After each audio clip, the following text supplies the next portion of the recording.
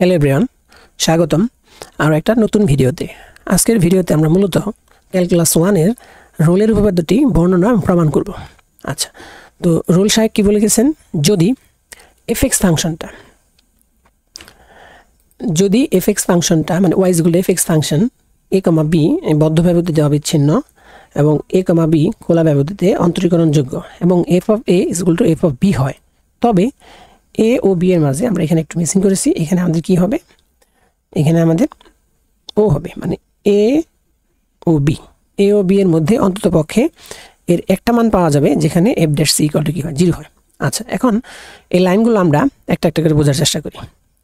প্রথমে কি আমাদের এখানে বলা আছে কি বদ্ধ ব্যবধি a, b বদ্ধ ব্যবধি। আচ্ছা, আমরা যদি ব্যবধিটা বুঝতে চাই যে ব্যবধিটা কেমন, মানে a, b বদ্ধ ব্যবধিটা কেমন। আচ্ছা, ধরুন আমরা একটা রেখা যদি নেই, এখানে আমাদের হলো b আর এখানে হলো আমাদের কি a। আচ্ছা, এটা যদি আমাদের বলা হয় বদ্ধ ব্যবধি, তাহলে কি a এবং b সহ আমাদের কি হবে, ভিতরের যত মান আছে সেটা নির্দেশ করবে এবং এটাকে আমরা কি বলবো, a, b ক্লোজড ইন্টারভেল, অর্থাৎ এটা কি আমাদের বদ্ধ ব্যবধি। এটাকে যদি আমি আরেকটু ক্লিয়ার করি সংখ্যা দিয়ে, ধরুন এখানে আমরা ধরুন -1, এখানে আমাদের কি আছে ধরুন 0 আর এখানে আছে আমাদের 2। তাহলে আমরা কি করলাম, আমরা যদি -1 থেকে 2 এই বদ্ধ ব্যবধিটা লিখি, তাহলে এটা কি মিন করবে, 2 এর চেয়ে ছোট আর কি আমাদের -1 এর চেয়ে বড়, কিন্তু কি সেটা 2 এবং -1 সহ, ঠিক আছে। তাহলে -1 এবং 2 সহ এর ভেতরে যত সংখ্যা আছে সেটা -1 থেকে 2 এই বদ্ধ ব্যবধির আওতায় পড়বে, ঠিক আছে। আচ্ছা, তাহলে আমরা বদ্ধ ব্যবধিটা একটু ক্লিয়ার হলাম। আচ্ছা, তারপর আমাদের কি বলছে, যে a, b খোলা ব্যবধি। তাহলে খোলা ব্যবধিটা কি, আমরা যদি একটু দেখাই যে খোলা ব্যবধিটা কি, তাহলে খোলা ব্যবধিটা হলো যে আমাদের এরকম, ধরেন যে এই হলো আমাদের রেখাটা, এখানে আমরা যদি সংখ্যা দিয়ে বোঝাই যে ধরেন এটা হলো আমাদের 0, এটা হলো আমাদের 2 আর এটা আমাদের কি -1। আচ্ছা, তাহলে খোলা ব্যবধি বলতে আমরা যেটা বুঝবো যে 2 এর চেয়ে ছোট আর আমাদের কি -1 এর চেয়ে বড়, কিন্তু সেটা কি -1 এবং 2 হবে না, অর্থাৎ -1 এবং 2 ব্যতীত এর ভেতরে যত সংখ্যা আছে সেটা আমরা -1 থেকে 2 এরকম খোলা ব্যবধি দ্বারা কি করব, আবদ্ধ করব। তাহলে এটা আমাদের কি ওপেন ইন্টারভেল আর এটা আমাদের কি ক্লোজড ইন্টারভেল, অর্থাৎ পার্থক্যটা আমাদের এই যে -1 থেকে 2 এর মাঝখানে যত সংখ্যা আছে সবগুলো তো হবেই, কিন্তু -1 এবং 2 সহ। আর খোলা ব্যবধি আমাদের কি -1 থেকে 2 পর্যন্ত, কিন্তু -1ও না 2ও না, অর্থাৎ এগুলো ব্যতীত এগুলোর ভিতরে যত সংখ্যা আছে সেগুলো আমরা খোলা ব্যবধিতে নিব, আর বদ্ধ ব্যবধি কি -1 এবং 2 সহ এর ভিতরে সকল সংখ্যা নিব। তো আশা রাখি আপনারা বদ্ধ ব্যবধি আর খোলা ব্যবধি সেটা ক্লিয়ার হয়েছেন। আচ্ছা, এখন একটা কথা বলছি এখানে যে a, b বদ্ধ ব্যবধিতে কি ফাংশনটা কি হবে, অবিচ্ছিন্ন হবে। আচ্ছা, দেখুন এখানে আমরা এখানে কি ধরুন আমাদের এখানে একটা আমরা ফাংশনটা আঁকাইছি যে y = fx ফাংশনটা আমরা এটা আঁকাইছি। তাহলে এই ফাংশনটা কি আমরা কোনো রকম কলম উঠানো ছাড়া a প্রান্ত থেকে, অর্থাৎ x = a প্রান্ত থেকে x = b এই প্রান্ত পর্যন্ত আমরা কলম উঠানো ছাড়া এই ফাংশনটাকে কি করছি, আমরা আঁকাইছি। সো এই ফাংশনটা আমাদের কি অবিচ্ছিন্ন। এখন আমি যদি আরেকটু ক্লিয়ার করি আপনাদের, ধরুন আপনারা যদি ওই পানির কলটাকে খুব ফুল স্পিডে ছেড়ে দেন, তখন সেটা কিন্তু অনর্গলভাবে কি করে পানিটা পড়ে, তখন যে ফ্লোটা প্রবাহিত হয় সেটা আমাদের কি একদম অবিচ্ছিন্ন। কিন্তু পানির কলটার স্পিডটা যদি আপনি কমায় দেন, নর্মাল একটা ন্যূনতম পর্যায়ে নিয়ে আসেন, তখন কি একদম কি করে ফোঁটা ফোঁটা পানি নিচের দিকে প্রবাহিত হয়, তখন একটা ফোঁটা থেকে আরেক ফোঁটাতে কি থাকে, একটু স্পেস থাকে, ওইটা কি আমাদের বিচ্ছিন্ন। আর প্রাথমিক অবস্থায় যখন ফুল স্পিডে পানিটা নিচের দিকে ফ্লো হয় তখন সেটা কি আমাদের অবিচ্ছিন্ন, মানে অনবরত পড়তে থাকে। তো আশা রাখি আপনারা অবিচ্ছিন্ন ব্যাপারটাও ক্লিয়ার হয়েছেন। আচ্ছা, 2 নম্বর অপশনটা আমাদের কি বলছে, খোলা ব্যবধিতে এই ফাংশনটা কি হবে, অন্তরীকরণযোগ্য হবে। আচ্ছা, অন্তরীকরণযোগ্য বলতে আমরা কি বুঝি, খোলা ব্যবধি বলতে আমাদের এই পয়েন্ট থেকে, অর্থাৎ x = a থেকে x = b এর মাঝখানে, কিন্তু x = a এই পয়েন্টটাও না এক্সাক্ট, x = b এই পয়েন্টটাও না, কেননা এটা কি খোলা ব্যবধি। আমি আগেই ক্লিয়ার করেছি আপনাদের, খোলা ব্যবধিটা কি x = a ও হবে না, x = b ও হবে না, এর মাঝখানে যত পয়েন্ট আছে আমাদের এই পয়েন্টের সবগুলা বিন্দুতে আমরা কি করতে পারবো, মানে যে কোনো বিন্দুতে আমরা কি করতে পারবো, স্পর্শক অঙ্কন করতে পারবো। স্পর্শক অঙ্কন যেহেতু করতে পারবো, অর্থাৎ আমরা কি করতে পারবো, স্পর্শকের ঢালও বের করতে পারবো, অর্থাৎ x = a থেকে x = b এর মাঝখানে প্রত্যেকটা পয়েন্টে আমরা কি করতে পারবো, স্পর্শক অঙ্কন করতে পারবো। আর যেহেতু স্পর্শক অঙ্কন করতে পারবো, সুতরাং আমরা স্পর্শকের ঢালও বের করতে পারবো। তাহলে যেহেতু স্পর্শক এবং স্পর্শকের ঢাল বের করতে পারবো, সুতরাং বলা যায় যে a থেকে b খোলা ব্যবধিতে এই ফাংশনটা কি হবে, অন্তরীকরণযোগ্য হবে। আর 3 নম্বর পয়েন্ট আপনারা কি এখানে কি বলছে যে F of A equal to কি হবে এফ অফ বি হবে অর্থাৎ আমাদের দেখুন এফ অফ এ এই যে আমাদের এক্স ইকুয়াল টু এ এর জন্য এই ফাংশনটার মান কি এফ অফ এ আর এক্স ইকুয়াল টু বি এর জন্য ফাংশনটার মান কি হয়েছে আমাদের এফ অফ বি তাহলে দেখুন আমরা কিন্তু চিত্রে এই দুটো অংশ সমান দেখানোর চেষ্টা করছি তাহলে এফ অফ এ এই অংশটুকু এই উচ্চতাটুকু আর এফ অফ বি এই অংশটুকু আমাদের কি হবে সমান হবে তাহলে তাই যদি হয় তিনটা কন্ডিশন যদি আমাদের কি করে মেইনটেইন করে তবে কি হবে এ এবং বি এর মাঝে অর্থাৎ এক্স ইকুয়াল টু এ এবং এক্স ইকুয়াল টু বি এর মাঝখানে কি এমন একটা পয়েন্ট থাকবে দেখুন আমরা X equal to C point এখানে দেখাইছি তো ওই পয়েন্টে এমন একটা মান পাওয়া যাবে যেখানে F dash C equal to কি হবে 0 হবে অর্থাৎ খেয়াল করুন F dash C equal to 0 এই ব্যাপারটা কেমন অর্থাৎ আমরা এক্স ইকুয়াল টু সি পয়েন্টে এখানে আমরা কি করতে পারবো এখানে একটা স্পর্শক কিন্তু আঁকাইছি হ্যাঁ তাহলে স্পর্শকটা দেখেন স্পর্শকটা কি হয়েছে এটা কিন্তু এক্স অক্ষের সমান্তরাল হয়েছে যেহেতু স্পর্শকটা এক্স অক্ষের সমান্তরাল হয়েছে সুতরাং আমরা কি বলতে পারি এটার যে কি বলে এইটার যে ঢাল এটা ঢালটা কি হবে 0 হবে অর্থাৎ ঢালটা কি ডিওয়াই বাই ডিএক্সটা কি হবে 0 হবে আর ডিওয়াই বাই ডিএক্স এর অপর নাম কি F dash x equal to 0 তো এফ ড্যাশ ইকুয়াল টু 0 মানে যেটা বোঝাতে চাচ্ছি যে এখানে আমাদের কি যেহেতু আমাদের এই পয়েন্টে স্পর্শকটা এক্স অক্ষের সমান্তরাল সুতরাং আমাদের কি হচ্ছে সুতরাং আমাদের ডিওয়াই বাই ডিএক্সটা কি হচ্ছে 0 হচ্ছে আর ডিওয়াই বাই ডিএক্স আমাদের কি ডিওয়াই বাই ডিএক্স হলো আমাদের কি এফ ড্যাশ এক্স আচ্ছা তাহলে F dash x equal to 0 তো কী বলছে সেটা যে এর মধ্যে একটা পয়েন্ট থাকবে এক্স ইকুয়াল টু সি তাহলে এক্সের মান যেহেতু সি তাহলে অতএব কী হবে আমাদের F dash C equal to কি 0 তো এই হচ্ছে আমাদের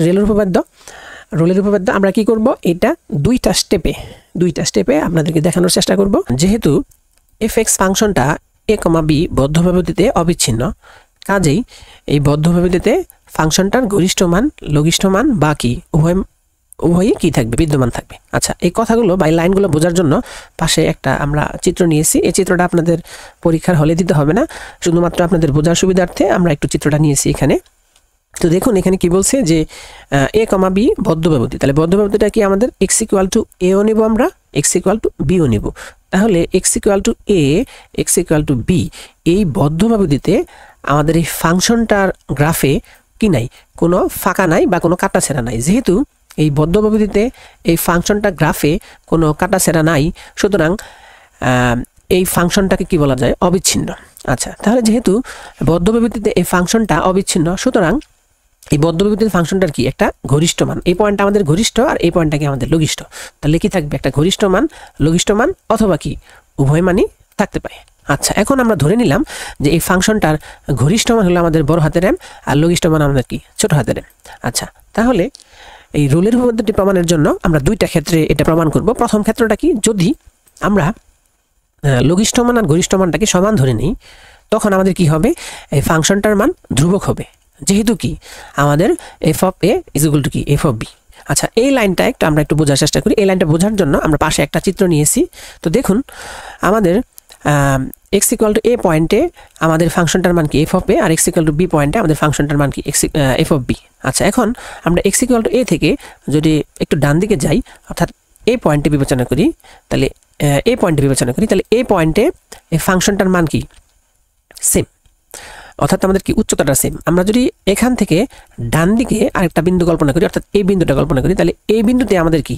ফাংশনটার মান কি হচ্ছে সেম হচ্ছে আমরা যদি পরের একটা বিন্দু নেই এই বিন্দুটাকে নেই তাহলে এই বিন্দুতে আমাদের ফাংশনটার মান কি সেম হচ্ছে মানে উচ্চতাটা সমান হচ্ছে তাহলে আমরা দেখতে পাচ্ছি কি এ থেকে বি এর মাঝখানে আমরা যত বিন্দুই নিই না কেন সেক্ষেত্রে আমাদের ফাংশনটার মান কি পরিবর্তন হচ্ছে না যেহেতু পরিবর্তন হচ্ছে না সুতরাং আমরা ফাংশনটার মান কি বলতে পারি ধ্রুবক বলতে পারি আচ্ছা এখন এটাকে যদি আমরা ডিফারেন্সিয়েশন করি তাহলে আমরা জানি কনস্ট্যান্টকে যদি আমরা ডিফারেন্সিয়েশন করি তাহলে আমরা কি পাই 0 পাই তাহলে F dash x equal to কত 0 এখন যেহেতু আমরা এ থেকে বি এর মাঝখানে একটা point X equal to C নিয়েছি সুতরাং আমাদের কি এক্সটাকে আমরা যদি সি দ্বারা রিপ্লেস করি তাহলে F dash C equal to কি হবে 0 যেখানে সি এর পরিচয়টা কি সেটা হলো বি এর চেয়ে ছোট আর কি এর চেয়ে বড় আচ্ছা এখন আমরা এই রোলের উপপাদ্যটি কি করব দ্বিতীয় ক্ষেত্রের জন্য দেখার চেষ্টা করব কারণ আমাদের কি প্রথম ক্ষেত্রে F dash C equal to 0 আমরা প্রমাণ করলাম এখন আমরা দ্বিতীয় ক্ষেত্রে এটা প্রমাণ করার চেষ্টা করব আচ্ছা দ্বিতীয় ক্ষেত্রে যদি এমন হয় যে যখন লঘিষ্ঠ মানটা গরিষ্ঠ মানের সমান না হয় অর্থাৎ small N not equal to কি ক্যাপিটাল এম তখন এ কমা বি খোলা ব্যবধিতে অন্ততপক্ষে এই ব্যবধিতে অন্ততপক্ষে একটা বিন্দু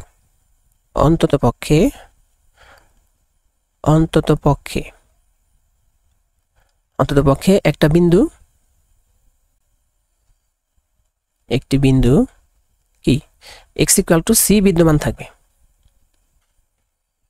x ইকুয়াল টু c বিদ্যমান থাকবে, যেখানে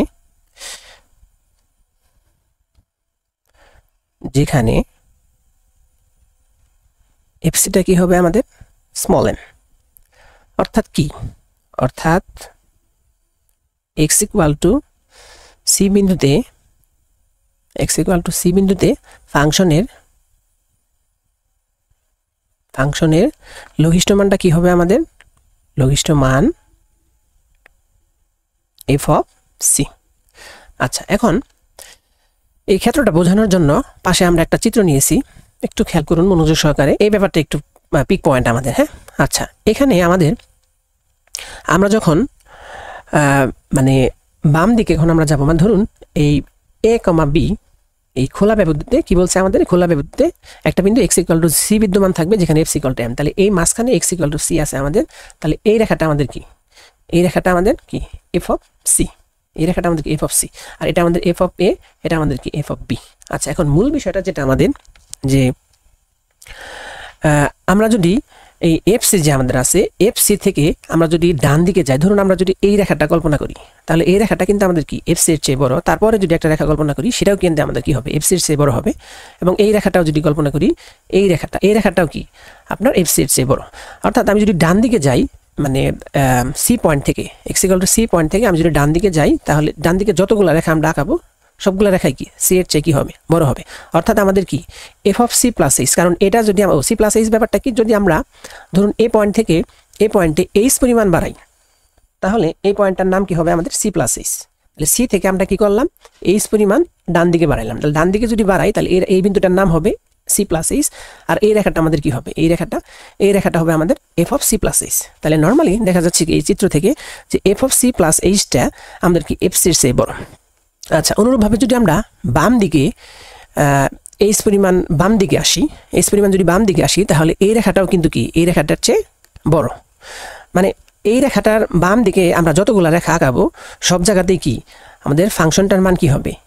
এই রেখাটার চেয়ে বড় হবে। অর্থাৎ এই রেখাটার চেয়ে এই রেখাগুলো কি নর্মালি বড় হবে। তাহলে সেটাই আমরা দেখাইছি এখানে। দেখুন, এখানে যদি আমরা h পরিমাণ বাড়াই, তাহলে এই পয়েন্টটার নাম হবে আমাদের কি c প্লাস h, আর এই রেখাটার নাম কি হবে আমাদের f of c plus h। তাহলে আমরা যদি বাম দিকে আসি, তবু আমাদের f of c plus h fc এর চেয়ে বড়, আর যদি ডান দিকে যাই, তাহলে f অফ c প্লাস hটাও কি fc এর চেয়ে বড়। ঠিক আছে, তো এই ব্যাপারটাই আমরা একটু এখানে লিখব, যে আমাদের কি, আমাদের f অফ c প্লাস hটা, f of c plus h কি তার চেয়ে বড়, f অফ c এর চেয়ে বড়। আচ্ছা, তাহলে আমরা যদি লিখি যে এখন limit x tends to 0 plus, এই ব্যাপারটা আমি বলছি একটু পরেই। তাহলে x tends to 0 plus f of c plus h, এই ব্যাপারটা কার চেয়ে বড়, f অফ c এর চেয়ে বড়। আচ্ছা, এখানে আমরা কিন্তু ইকুয়াল চিহ্নটাও ব্যবহার করেছি। তাহলে ইকুয়ালটা কেন, আচ্ছা এটা যদি একটু বোঝার চেষ্টা করেন যে ইকুয়ালটা কেন। ধরেন আমাদের এই বিন্দুটা আমাদের কি, এই বিন্দুটা আমাদের c, তাই তো। তাহলে এখান থেকে আমরা যদি খুবই সামান্য পরিমাণ ডান দিকে যাই, খুবই সামান্য পরিমাণ যদি ডান দিকে যাই, মানে এই বৃদ্ধির পরিমাণ এতই নগণ্য যে তখন আমাদের f অফ c প্লাস hটা কার সমান, f অফ c এর সমান। ঠিক আছে, মানে আমরা এই c বিন্দু থেকে ডান দিকে খুবই সামান্য পরিমাণ, মানে খুবই নগণ্য পরিমাণ যদি আমরা বাড়াই, কিন্তু সেই বাড়াটা আমাদের কি f অফ c এর সমান হবে। এর জন্য আমরা কি এখানে f অফ c প্লাস hটা কি f অফ c এর সমান যেহেতু, তাহলে আমরা ইকুয়াল চিহ্ন ইউজ করছি। আর বাকি ক্ষেত্রে যেহেতু c প্লাস h, মানে আমরা যদি h পরিমাণ বাড়াই, তাহলে c প্লাস hটা কি f অফ c এর চেয়ে বড়। আশা রাখি লেস অর ইকুয়াল এই চিহ্নটার অর্থ আপনারা বুঝতে পেরেছেন। আচ্ছা, এখন আমরা নরমাল একটা কাজ করব। নরমাল কাজ বলতে আমরা কি, যে এটাকে আমরা লিখতে পারি কি, যে লিমিট x টেন্ডস টু কি 0 প্লাস, মানে আমরা সি থেকে আমরা ডান দিকের ব্যাপারটা আপনাদেরকে একটু লিখতেছি, মানে এই সি থেকে আমরা ডান দিকে হিসাবটা আমরা এখানে একটু লিপিবদ্ধ করছি। হ্যাঁ, আচ্ছা, এখন তাহলে আমরা যদি এফ সিটাকে এখানে বিয়োগ করে নিয়ে আসি, তাহলে আমাদের কি দাঁড়াবে, F of C plus H minus F of C greater or equal 0। আচ্ছা, এখন আমরা কি করব, মানে এই ব্যাপারটাকে আমরা সেই অন্তরীকরণের সংজ্ঞাটাকে ব্যবহার করার জন্য এইচ দ্বারা বাম পক্ষ এবং ডান পক্ষকে আমরা, অর্থাৎ উভয় পক্ষে আমরা কি করব, মানে বাম পাশে এবং ডান পাশে আমরা এইচ দ্বারা ভাগ করব। তাহলে limit x tends to x না তো আমাদের সরি আমরা একটু ভুল করেছি এখানে x হবে না আমাদের h টেন্ডস টু 0 হবে ঠিক আছে আচ্ছা আমরা এখানে একটু সংশোধন দেই এই ব্যাপারগুলো আমাদের কি হবে h টেন্ডস টু 0 ঠিক আছে আচ্ছা তাহলে h টেন্ডস টু 0 আর এটাও কি আমাদের h টেন্ডস টু 0 আচ্ছা তাহলে এটা আমাদের কি হবে h টেন্ডস টু 0 আচ্ছা তাহলে h টেন্ডস টু 0 প্লাস আমরা কি করব এই পাঁচটাকে f of c plus h minus f of c এটাকে আমরা h দ্বারা ভাগ করলাম এখন ডান পাশে যেটা আছে আমাদের 0 এটাকে যদি আমরা 0 দ্বারা h দ্বারা ভাগ করি তাহলে সেটা কি আসবে সেই 0ই আসবে আচ্ছা এখন দেখুন আমরা এইচএসসি লেভেলে অন্তরীকরণে যে সংজ্ঞা পড়ছি সেই সংজ্ঞাতে আমাদের কি বলা আছে সেই সংজ্ঞাতে আমাদের কিন্তু এরকম কিছু বলা আছে যে f ড্যাশ c মানে কি আচ্ছা সেটাতে বলা আছে কি f dash c equal to কত limit h tends to 0 f of c plus h minus f of c divided by কি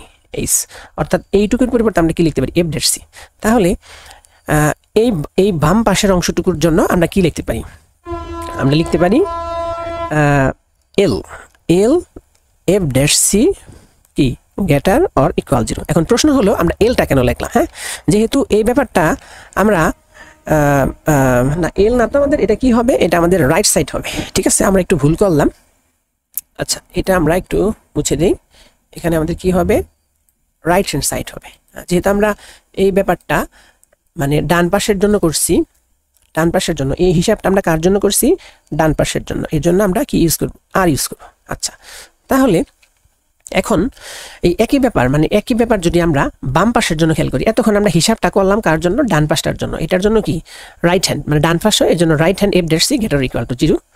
আচ্ছা এখন আমরা বাম পাশের জন্য এখানে এইদিকে যে বাম পাশের অংশ আছে বাম পাশের অংশের জন্য যদি আমরা একটু বিবেচনা করি দেখুন আচ্ছা তাহলে বাম পাশের অংশের জন্য যদি আমরা বিবেচনা করি তাহলে আমরা কি করতে পারি আচ্ছা তাহলে এই ব্যাপারটার জন্য আমরা এবং লিখি তাহলে এবং যে ব্যাপারটা দাঁড়াবে যে লিমিট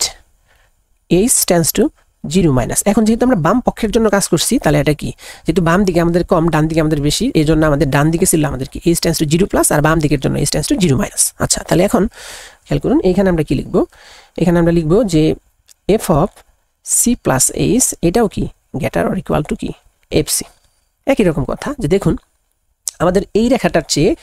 এই রেখাটার কি বড় তার মানে কি f of c plus h টা f অফ c এর চেয়ে বড় আচ্ছা আর গ্রেটার ইকুয়াল কেন ইউজ করা হয়েছে মানে আমরা বাম দিকে খুবই সামান্য পরিমাণ বৃদ্ধি করছি খুবই সামান্য এতই নগণ্য যে বৃদ্ধির পরিমাণ এতই নগণ্য যে তখন আমাদের c plus f of c plus h এর মানটাকে f অফ c এর সমান ঠিক আছে আচ্ছা আশা রাখি ব্যাপারটা বুঝতে পারছেন আচ্ছা এখন তাহলে আগের মতো করে আমরা কি করব যে limit h tends to 0 minus এটাকে আমরা বিয়োগ করে নিয়ে আসবো তাহলে f of c plus h minus f of c কি আমাদের গ্রেটার ইকুয়াল টু 0 আচ্ছা এখন একটা বিষয় যে limit h tends to 0 minus আমরা কি করব এই f of c plus h minus f of c এই ব্যাপারটাকে আমরা h দ্বারা ভাগ করব এখন h দ্বারা ভাগ করলে এই অসমতাটার চিহ্নটা কি হবে পরিবর্তন হবে এখন এখানে একটু খেয়াল করুন যে আগেও তো আমরা h দ্বারা ভাগ করেছিলাম তাই না আগে আমরা h দ্বারা ভাগ করছি কিন্তু অসমতার চিহ্নটা আমাদের পাল্টে নাই কিন্তু এখানে h দ্বারা ভাগ করার কারণে আমাদের কি অসমতার চিহ্নটা ঘুরে গেল অর্থাৎ পাল্টে গেল এটা কেন হলো যেহেতু আমাদের এই হিসাবটা আমরা বাম দিকে কাজ করতেছি বাম দিক মানে নেগেটিভ দিকে কাজ করতে অর্থাৎ আমরা এটা কিন্তু নেগেটিভ h দ্বারা ভাগ করছি তাহলে নেগেটিভ h দ্বারা যদি আমরা ভাগ করি তাহলে এই পুরো ব্যাপারটা পুরো ফাংশনটার মান কি পরিবর্তন হয়ে যাবে পুরো ব্যাপারটা লেস অর ইকুয়াল 0 হবে যেহেতু এখানে কি 0 মাইনাস তো আশা রাখি বুঝতে পেরেছেন এখন এটা যেহেতু আমরা বাম দিকের জন্য করলাম অর্থাৎ বাম পাশটার জন্য করলাম সুতরাং আমরা এটাকে আমরা লিখতে পারি কি যে left hand f dash c কি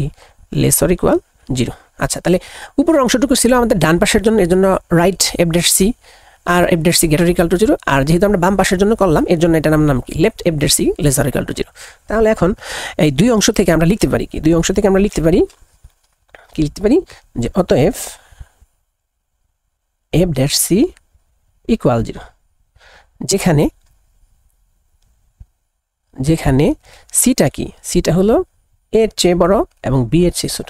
মানে এই যে আমাদের সি পয়েন্টটা সেটা কিন্তু বি এর চেয়ে ছোট আর কি এর চেয়ে বড় আচ্ছা এখন f dash c equal to 0 কিভাবে লিখলাম খেয়াল করুন এখানে আমাদের কি f dash c greater equal to 0 মানে আমরা যদি r দিয়ে উভয় পক্ষকে ভাগ করি তাহলে f dash c greater equal to 0 আর এখানে কি যদি আমরা l দিয়ে ভাগ করি তাহলে f dash c less than কি 0 তাহলে দুই অংশ থেকে আমরা লিখতে পারি কি f dash c equal to 0 ঠিক আছে আচ্ছা, তাহলে আমরা আমাদের যে প্রমাণটা ছিল যে F dash C equal to 0 দেখাতে হবে, সেটা আমরা দেখলাম। যেটা আমরা কার জন্য দেখলাম, আমরা যখন এই ফাংশনটা লঘু মান থেকে আমাদের গুরু মানের দিকে যাচ্ছে, ছোট মান থেকে আমাদের যখন বড় মানের দিকে যাচ্ছে, ধাবিত হচ্ছে, তখন আমরা কি করলাম, F dash C equal to 0 এটা প্রমাণ করলাম। তো আপনাদের কোনো কনফিউশন থাকার কথা না। এই জায়গাটাতে একটু কনফিউশন আছে যে আমাদের এইটাকে এইচ দ্বারা ভাগ করলাম, এটাকে আমরা এইচ দ্বারা ভাগ করলাম। আসলে অ্যাকচুয়ালি এটাকে আমরা এইচ দ্বারা ভাগ করছি বলতে এটা নেগেটিভ এইচ দ্বারা ভাগ করছি, কিন্তু আমরা নেগেটিভ এইচ এখানে দেখাই এইচি দেখাইছি আমাদের সূত্র ফেলানোর সুবিধার্থে আর কি। তো কিন্তু আমাদের কি এইচ দ্বারা ভাগ করা হয়েছে, কি এইচটা যেহেতু 0 নেগেটিভ 0 মাইনাস, তার মাইনাস কিছু দ্বারা ভাগ করলে আমাদের অসমতার চিহ্ন কি হয়, এখানে গ্রেটার অর ইকুয়াল টু ছিল, এটা কি হয়ে গেল লেস অর ইকুয়াল। ঠিক আছে, আশা রাখি আপনারা এটুকু বুঝতে পেরেছেন। আচ্ছা, এখন আমরা পরবর্তী অংশটুকুর জন্য চলে যাই। সেখানে আমাদের কি খোলা ব্যবধিতে অন্ততপক্ষে একটা বিন্দু x = c থাকবে, যেখানে f = কি হবে, ক্যাপিটাল এম। এখন এটা যেহেতু আমরা স্মল এম এর জন্য বিবেচনা করছি, এখন আমরা পরবর্তী ধাপের জন্য কি ক্যাপিটাল এম দেখব। তাহলে সেটা আবার কি করবে, এটা যেমন লঘুমান থেকে গুরুমানের দিকে যাচ্ছে, ওইখানে আমরা কি করব, আমরা বড় মান থেকে অর্থাৎ গুরুমান থেকে লঘুর দিকে যাব। আচ্ছা, দেখুন এটা বোঝার জন্য আমরা একটা গ্রাফ নিয়েছি আপনাদের সুবিধার্থে। খেয়াল করুন এখানে কি, এখানে সেই আগের মতোই যখন আমরা ডান দিকে যাচ্ছি, তখন আমাদের এইটার এই গ্রাফটা এই এফ অফ সি এর মানটা কি, F of C plus H এর কিন্তু ছোট। অর্থাৎ আমরা ডান দিকে যতগুলা রেখা টানবো, যতগুলো ফাংশন আমরা নিব, সবগুলা কি হবে, এফ অফ সি এর চেয়ে কি হবে, ছোট হবে, তাই না? আচ্ছা, যেহেতু এফ অফ সি এর মানটা F of C plus H এর চেয়ে কি হবে, বড় হবে, তার কি F of C plus H F of C এর চেয়ে কি হবে, ছোট হবে। আমরা যদি বাম দিকে আসি, সেই একই রকম কথা, যে এই রেখাটার চেয়ে আমাদের এই রেখাটা কি ছোট, যার কারণে এফ অফ সি প্লাস এইচটা কি এফ অফ সি এর চেয়ে কি ছোট। আমরা ডান দিকে গেলেও একই কেস, বাম দিকে গেলেও কি একই কেস। এখন আমরা কি করব, সর্বপ্রথম আমরা ডান দিকটা বিবেচনা করব। তাহলে এখন আমরা কি করতে পারি, যে এখন কি limit h tends to 0 plus, তাহলে আমাদের কি হচ্ছে, F of C plus H, এটা কি, এটা আমাদের কি এফ অফ সি এর চেয়ে ছোট অথবা সমান। এখানেও কিন্তু ইকুয়ালটা কেন, আমরা যদি সি থেকে ডান দিকে খুবই নগণ্য পরিমাণ বাড়াই, এমনভাবে বাড়াই যেন F of C plus H এর মানটাকে এফ অফ সি এর সমান হয়ে যায়, তখন আমরা কি ইকুয়াল ব্যবহার করব। আর যেহেতু এখানে C plus H, F of C plus H F of C এর চেয়ে ছোট, সুতরাং আমরা লেস দেন ব্যবহার করছি। ঠিক আছে, আচ্ছা, পুরো ব্যাপারটা আগের মতোই। আচ্ছা, এখন আমরা এটাকে কি করব, একটু যদি মাইনাস করে নিয়ে আসি, তাহলে limit h tends to 0 plus F of C plus H minus F of C less or equal 0। আচ্ছা, এখন আমরা কি করব, এইচ দ্বারা ভাগ করব। তাহলে limit h tends to 0 plus F of C plus H minus F of C divided by কত, আমাদের এইচ। আচ্ছা, এইচ দ্বারা যখন ভাগ করছি, যেহেতু আমাদের h tends to 0 প্লাস, তাহলে আমাদের অসমতা চিহ্ন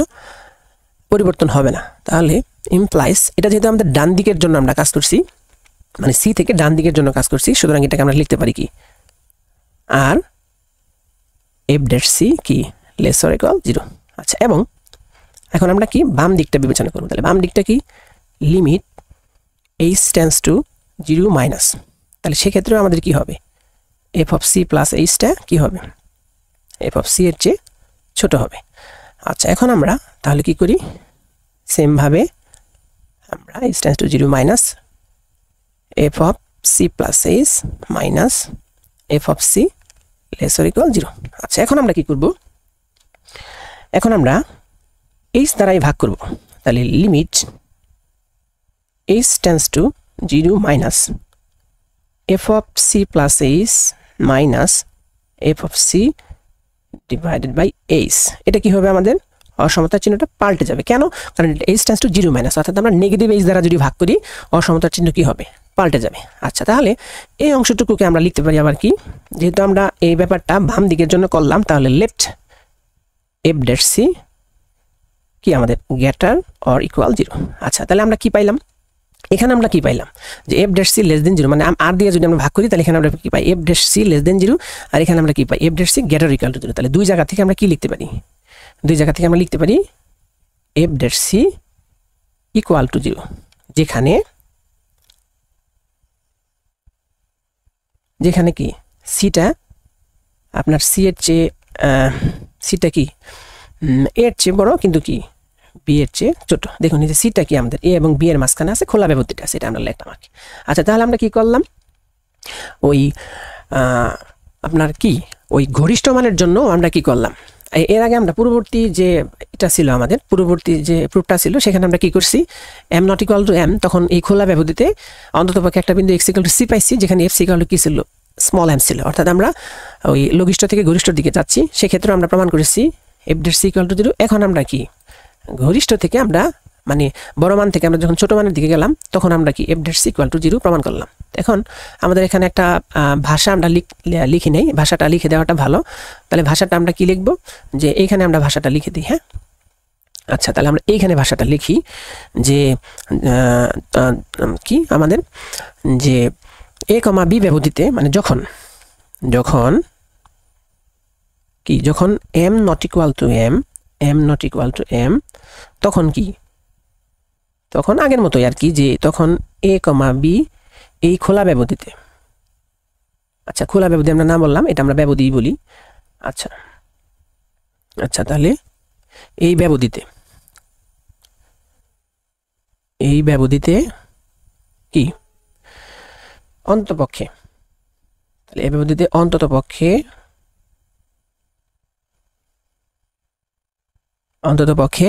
একটি বিন্দু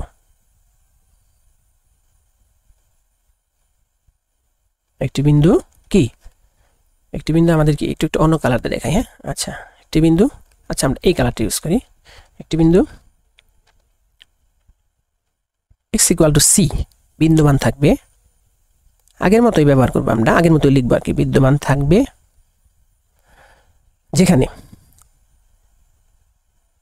যেখানে F of C equal to কি হবে আমাদের এখন ক্যাপিটাল এম। ঠিক আছে, আচ্ছা তাহলে এটার অর্থটা কি, অর্থাৎ এক্স ইকুয়াল টু সি বিন্দুতে আমাদের কি ফাংশনের কি থাকবে, গরিষ্ঠ মান। তাহলে ফাংশনের